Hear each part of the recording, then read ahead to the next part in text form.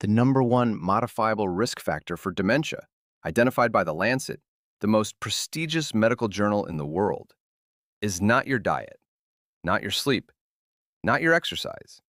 It's something most people over 50 are quietly ignoring, and most doctors never check.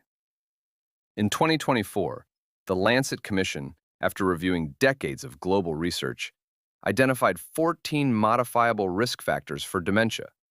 They calculated that if you addressed all of them, 45% of future dementia cases could be prevented or delayed, not slowed, prevented. Today, I'm going to give you the 7 that matter most, in order of how surprising they are, starting with the one nobody talks about, and ending with the one that connects everything. Quick note, I'm not a doctor, but I read the actual papers, not the headlines. Every claim in this video comes from peer-reviewed research. Sources are linked below. Let's start with the one that's going to make you pick up the phone. Hearing loss is the single largest modifiable dementia risk factor in midlife. That's not my opinion. That's the 2024 Lancet Commission. A meta-analysis of cohort studies found people with untreated hearing loss have a relative risk of 1.94 for developing dementia, nearly double the risk of people with normal hearing. Why? Because when your brain works harder to process sound, it steals resources from memory and thinking. Over years, that cognitive overload accelerates decline, and the brain areas you use to compensate start to atrophy. The action item. If you're over 50 and you haven't had a hearing test in the last 2 years, book one this week. Not because you think you have hearing loss, because you might not know you do. And treating it early is one of the highest impact things you can do for your brain. Habit 2 is something you already started this week, but you may not have known it was also feeding your brain. I broke down Zone 2 in depth on Tuesday. But here's the brain angle most people miss. A meta-analysis of 17 studies with 900 older adults confirmed that low to moderate intensity walking and cycling significantly increased BDNF, brain-derived neurotrophic factor, the protein that drives neurogenesis and protects against cognitive decline. Low-intensity walking was superior to high-intensity for BDNF production, meaning a 30-minute Zone 2 walk is simultaneously training your heart, building your aerobic capacity, and feeding your brain. 3 mechanisms, 1 walk. Action. If you watched Tuesday's video, you already know your Zone 2 pace. Use it daily, not for your body, for your mind. Habit 3 happens while you're unconscious, and it might be the one you're most aggressively sabotaging. I covered this in detail a few days ago. The short version, your brain has a cleaning system called the glymphatic system.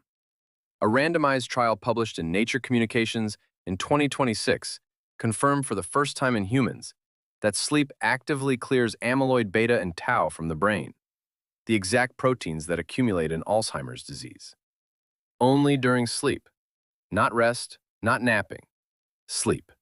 Poor sleep doesn't just make you tired. It triggers a cascade of risk. Action. The 3 sleep fixes from Thursday's video.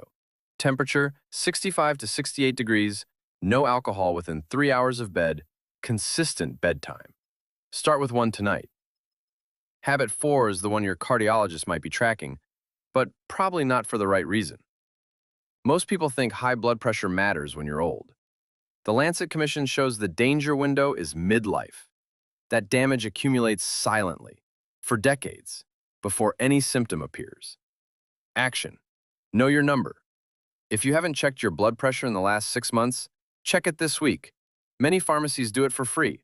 Target, below 130 systolic. This is one of the few interventions where the evidence for brain protection is strong and immediate.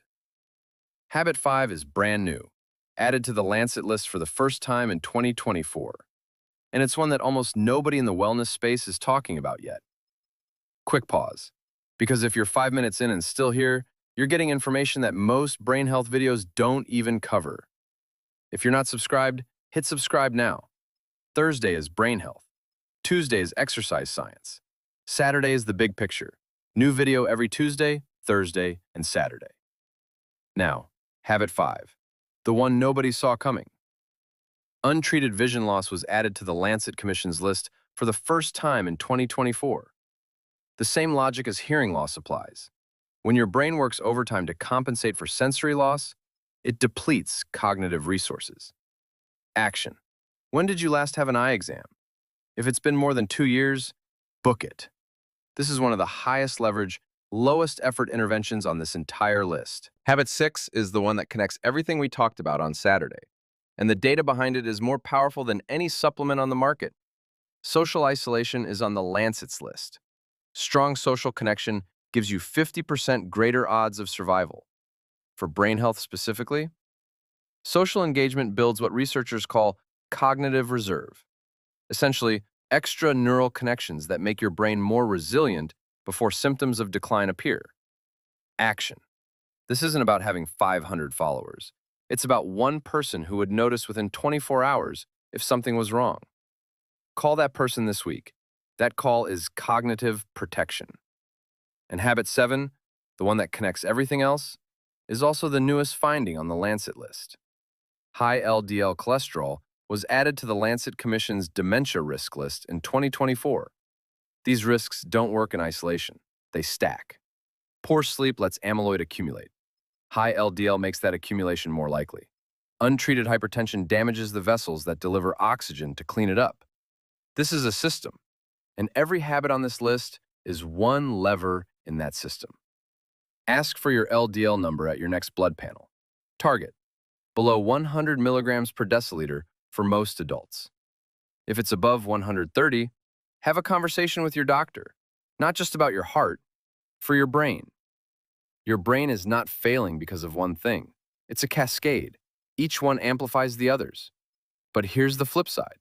Each intervention also amplifies the others. One walk, 6 mechanisms. This is why the Lancet Commission said 45% of dementia is preventable. Not because there's one magic habit, because the habits work together. I want to say something before you leave. Dementia is the disease most people over 50 are most afraid of. More than cancer, more than heart disease. Because it's not just about how long you live. It's about whether you recognize the people you love when you get there. And the research says clearly, consistently, that you are not powerless. You have levers. You don't have to pull all of them perfectly. Pull a few. The ones that are feasible right now, the biology responds. That's what I want you to take from this video.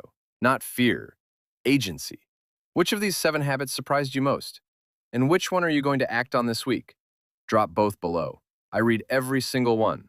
Subscribe, and I'll see you Saturday.